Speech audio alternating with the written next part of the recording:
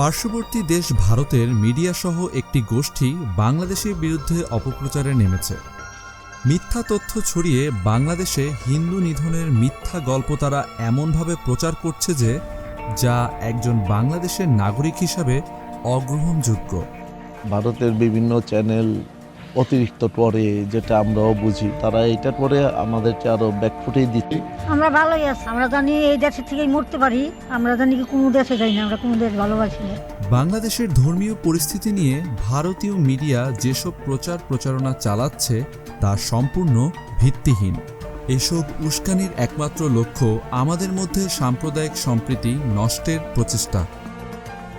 Media অপপ্রচারের উদাহরণ হিসাবে নড়াইলের একজন হিন্দু ধর্মাবলম্বী নারী পশ্চিমবঙ্গে অবস্থানরত তার ভাইয়ের ছেলের বিয়েতে গিয়ে বাংলাদেশে হিন্দু ধর্মাবলম্বীদের উপর অত্যাচার, নির্যাতন, খুন ইত্যাদি সেখানকার মিডিয়ার সামনে তুলে ধরেছিলেন।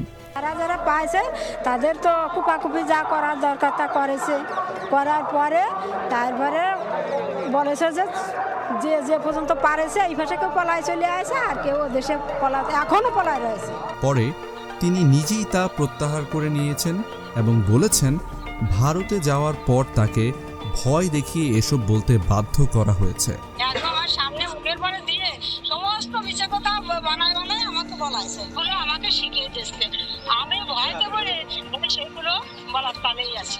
এমনই অনেক ভিডিওর প্রমাণ মিলেছে। এখন প্রশ্ন হলো, কে বা কারা কি উদ্দেশ্যে এতটা বেপরোয়াভাবে অপপ্রচার চালানো শুরু করেছে? উদ্দেশ্য প্রণোদিতভাবে একটি গোষ্ঠী কেনই বা এই সম্প্রীতি নষ্ট করতে যাচ্ছে?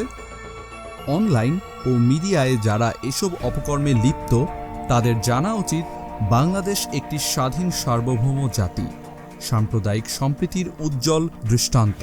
সম্প্রীতির বন্ধনই অসাম্প্রদায়িক বাংলাদেশের মূল ভিত্তি। তাই ধর্মীয় ভেদাভেদ ভুলে অসাম্প্রদায়িক বাংলাদেশের সকল নাগরিককে এই অপপ্রচারের বিরুদ্ধে রুখে দাঁড়াতে হবে।